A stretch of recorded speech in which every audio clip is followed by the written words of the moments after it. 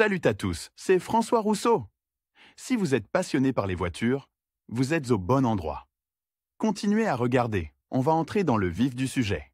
Avec le temps, toute voiture se détériore et s'use, et cela ne concerne pas seulement la carrosserie ou les éléments intérieurs. Les dysfonctionnements du moteur et d'autres systèmes automobiles résultant d'une utilisation prolongée du véhicule sont beaucoup plus gênants pour les propriétaires. Tôt ou tard, chaque conducteur est confronté à la nécessité de réviser le moteur, ce qui implique le remplacement de la plupart des composants du groupe cylindre-piston et du mécanisme de la manivelle. En conséquence, le moteur est renouvelé presque à l'identique, et il subit d'abord un rodage similaire à celui d'une voiture neuve. Bien entendu, il y a quelques différences, que nous vous présenterons dans notre article. Quel est l'objectif du rodage du moteur? La réparation d'un moteur, même lorsqu'elle est effectuée à l'aide d'un équipement coûteux, ne peut être comparée à la production en usine, de sorte que les surfaces usinées présentent presque toujours des irrégularités microscopiques et des écarts par rapport à la géométrie idéale. Le rodage de l'unité motrice est donc nécessaire pour éviter que ces défauts extrêmement mineurs, caractéristiques,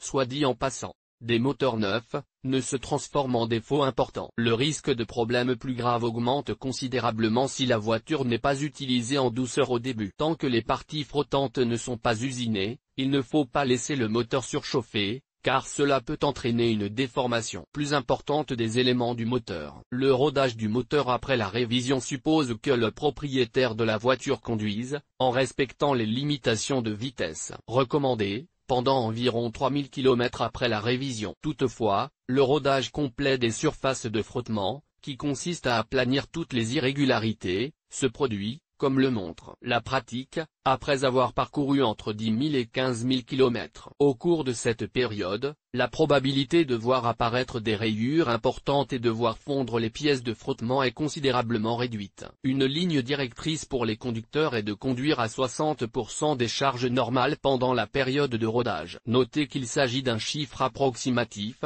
car les conducteurs et les styles de conduite peuvent varier considérablement. Que les pièces du moteur aient été traitées de manière artisanale ou que de nouveaux ensembles aient été installés en usine, le rodage est nécessaire, et voici pourquoi: vous assemblez le moteur vous-même ou dans une station-service. Il n'est pas nécessaire de parler de respect des tolérances exactes dans ce cas, pour des raisons tout à fait compréhensibles. Comme on ne change pas tout le moteur, il y a toujours de vieux assemblages et de vieilles pièces qui, en raison de l'usure naturelle, ne correspondent pas aux nouvelles. Comme les nouvelles pièces sont fabriquées à l'aide d'outils de coupe, même après la finition, il y a toujours au moins quelques zones qui ne correspondent pas tout à fait à la géométrie d'origine. Première mise en service du groupe motopropulseur. L'assemblage du moteur est une étape extrêmement cruciale. Toute erreur peut avoir des conséquences négatives très graves. La première mise en route du moteur après les travaux de réparation n'est pas moins importante. On peut dire que le succès du rodage ultérieur du moteur dépend dans une large mesure de la bonne séquence d'action. Voici l'algorithme du premier démarrage du moteur après révision. S'assurer que la batterie est complètement chargée, en raison de la présence de micro-rugosités, sa pleine puissance peut être nécessaire pour faire tourner le vilebrequin. Il convient d'accorder une grande importance à l'huile moteur, elle doit non seulement correspondre à celle recommandée pour le moteur, mais aussi être de bonne qualité. Elle-même doit être remplie jusqu'au repère supérieur de la jauge. Après environ 15 minutes, une partie de l'huile s'écoulera dans le carter, et il sera peut-être nécessaire de faire l'appoint, mais cette fois sans atteindre le repère max. Il n'est pas recommandé de verser du fluide lubrifiant dans le filtre à huile, une exécution malhabile de cette opération peut entraîner la formation d'une poche d'air dans la conduite d'huile. Pour les moteurs diesel et à carburateur, il est nécessaire d'introduire manuellement du carburant dans le système. Si toutes les manipulations préparatoires ont été effectuées, vous pouvez démarrer le moteur. Si toutes les préparations ont été faites, le moteur peut être démarré. En même temps, assurez-vous de surveiller le témoin de pression d'huile. Par rapport à un démarrage normal, il devrait s'allumer quelques secondes de plus, mais s'il ne s'éteint pas au bout de 5 à 7 secondes, vous devez immédiatement arrêter le moteur et chercher la raison pour laquelle la pression d'huile n'a pas été ramenée à la normale. Lorsque vous démarrez le moteur à l'aide du démarreur, ne l'aidez pas avec l'accélérateur. L'augmentation de la charge est non seulement inappropriée, mais inacceptable. Un embrayage à dépression sera très utile.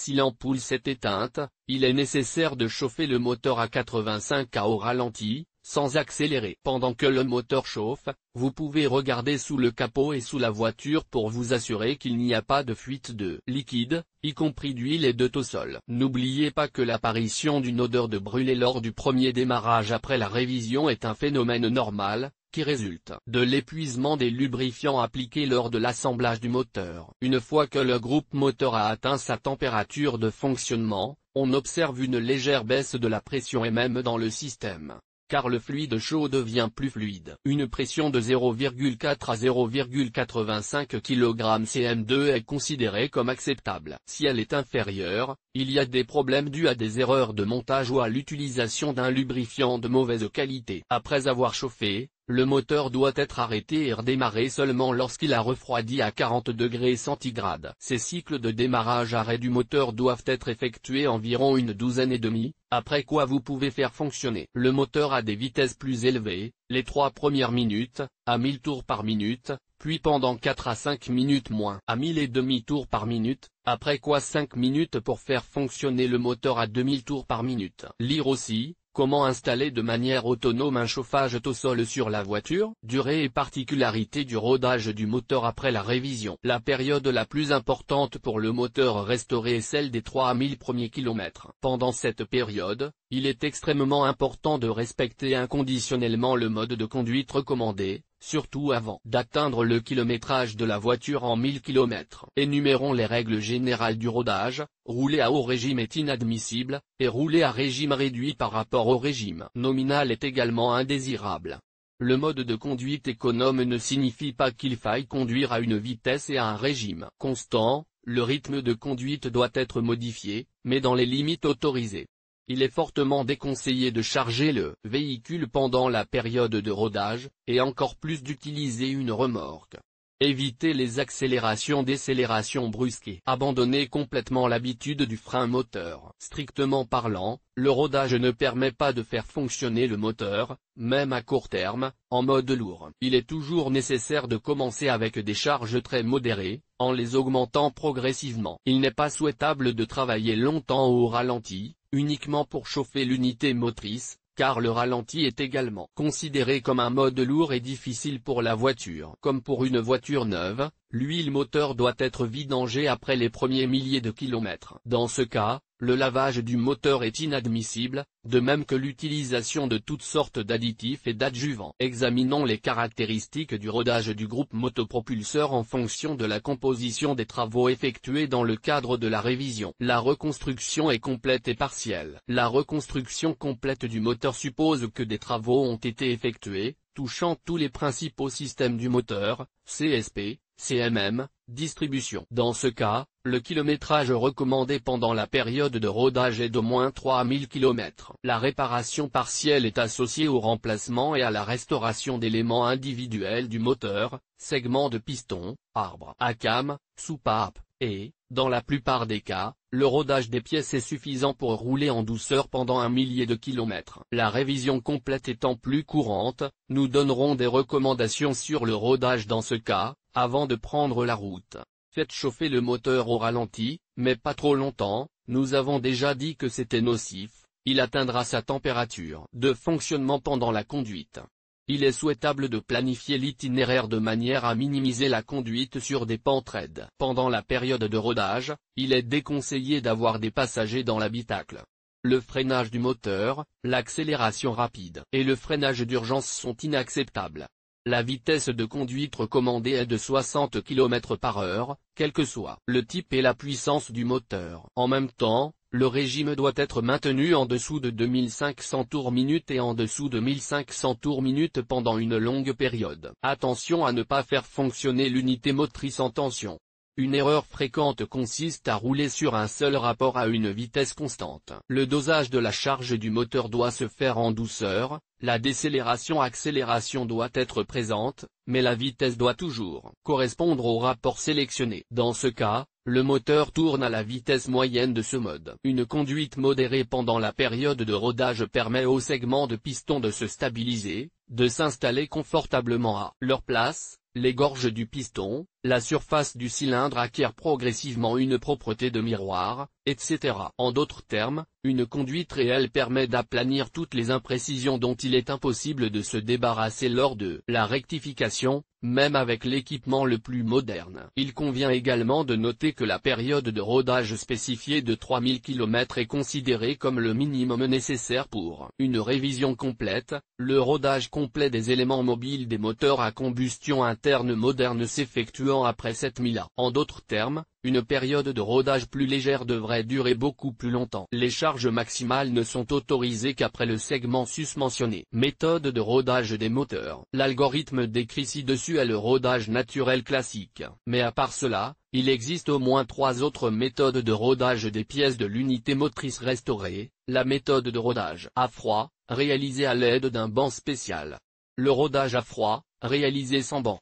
La méthode de rodage à chaud des pièces du moteur. Examinons les particularités de chacune de ces méthodes. Rodage sur banc. Bien entendu, le stand lui-même est un équipement très coûteux. Seules les grandes stations-service peuvent se l'offrir, mais grâce à son utilisation, il est possible de contrôler entièrement toutes les étapes technologiques du rodage. Dans ce cas, l'unité de puissance est installée sur le banc et démarrée en la connectant à l'arbre à cardan, qui est à son tour entraîné par un moteur électrique, considéré comme le plus performant par rapport au moteur de la voiture. Un dispositif spécial, appelé encodeur, contrôle la vitesse du moteur d'entraînement, un tachymètre fournissant une lecture un peu moins précise. L'équipement du banc fonctionne sous le contrôle d'un microprogramme qui ajuste les paramètres du moteur électrique en fonction des lectures des capteurs. La durée totale de fonctionnement de la paire de moteurs maître-esclave est déterminée par la composition des travaux effectués dans le cadre de la révision de la voiture. En particulier, le rodage normal d'un nouveau groupe de pistons de cylindre nécessite environ 3 heures de rotation continue des deux moteurs. Le résultat de ce rodage à froid implique que les valeurs suivantes ont été atteintes,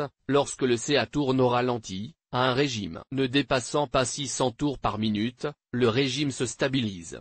Le fait d'appuyer sur la pédale d'accélérateur dans le même mode n'entraîne pas le calage du moteur d'entraînement et celui-ci ne doit pas caler. Lire aussi, défaillance interdisant l'utilisation de la voiture. Notez qu'il ne suffit pas d'acheter un banc de rodage à froid coûteux. Il faut aussi un spécialiste qui connaisse bien les nuances de l'entrée dans un certain mode, dans le respect inconditionnel de la technologie du rodage des pièces. Rodage à froid sans banc. Il consiste à remorquer la voiture en 3e vitesse, mais moteur éteint, pendant 2 à 3 heures. Avant le rodage, la voiture est remplie de tous les fluides techniques nécessaires, y compris l'huile et l'antigel Tosol. Bien que les experts déconseillent l'utilisation de cette méthode, elle s'est répandue parmi les garagistes. Rodage à chaud. Il est effectué directement sur la voiture, mais sur la voiture immobilisée. Il se caractérise par la possibilité de contrôler la qualité de l'assemblage de l'unité motrice après la révision et le nivellement des défauts mineurs commis lors de la production de pièces et d'assemblage installées au lieu d'être usées. Ce qui est bien,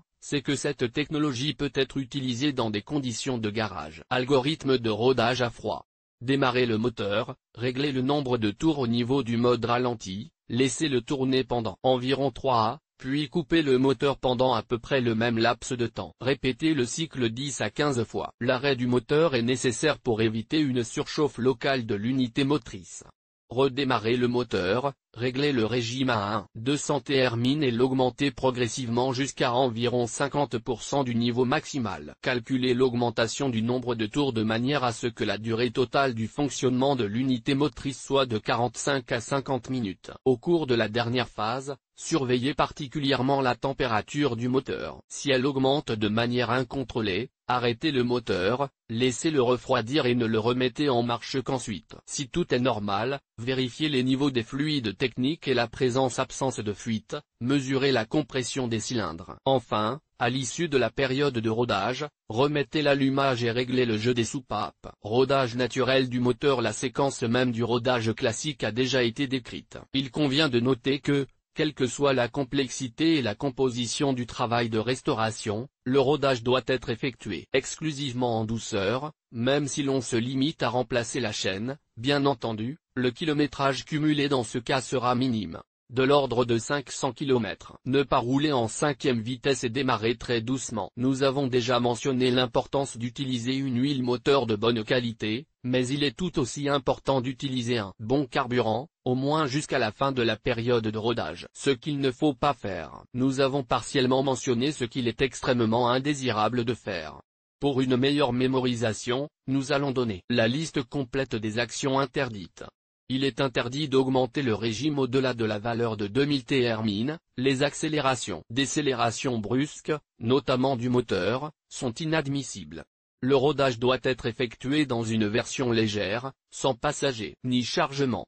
Il est interdit d'engager une vitesse directe ou de rouler dans une vitesse inférieure pendant une période prolongée. Le mode de vitesse doit être varié, ce qui aura un effet positif sur la consommation de carburant et le bon fonctionnement de la voiture. Ne pas effectuer de rodage sur des autoroutes très fréquentées, en ville ou en dehors, car vous ne pourrez pas respecter le régime recommandé. L'endroit idéal est une autoroute déserte et le moment idéal est le soir ou tôt le matin. Lors de la première mise en route, il est conseillé d'écouter le moteur pour détecter tout bruit parasite qui pourrait indiquer des problèmes avec le moteur restauré. Sélection de l'huile, intervalle de vidange. Le rodage des surfaces de frottement est un processus qui s'accompagne d'une formation intensive de copeaux métalliques et d'autres produits de friction et de combustion. C'est pourquoi, dans l'idéal, le devrait être changé 3 ou mieux 4 fois après une révision. Chaque fois que vous effectuez cette procédure, vous pouvez constater que l'huile est fortement contaminée par des produits d'usure accélérés et par des fractions hétérogènes,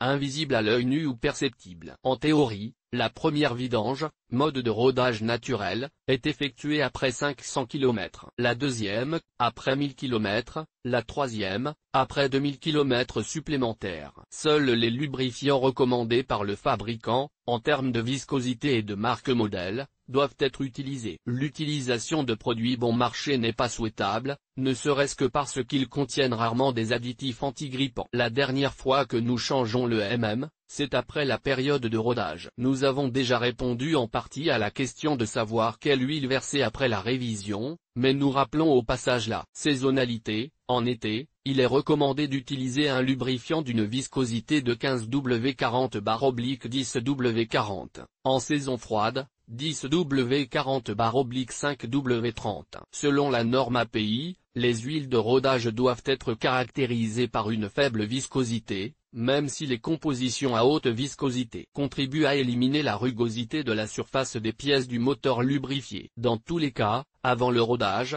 il convient d'étudier attentivement les recommandations des fabricants. Dans certains cas, ils ne recommandent pas de changer d'huile au stade initial, car les fluides de marque comprennent un ensemble d'additifs qui accélèrent de manière significative le rodage des surfaces de frottement. Chaque vidange doit s'accompagner des opérations suivantes: remplacement du filtre à huile, il est généralement bouché en premier. Vérification qualitative du sertissage de tous les raccords filetés. Réglage des soupapes. Vérification de la tension de la courroie, avec tension de la courroie si nécessaire. Réglage de l'engrenage de distribution. Ce n'est que si toutes les recommandations sont respectées que vous pouvez compter sur un fonctionnement à long terme sans problème. De l'unité motrice réparée.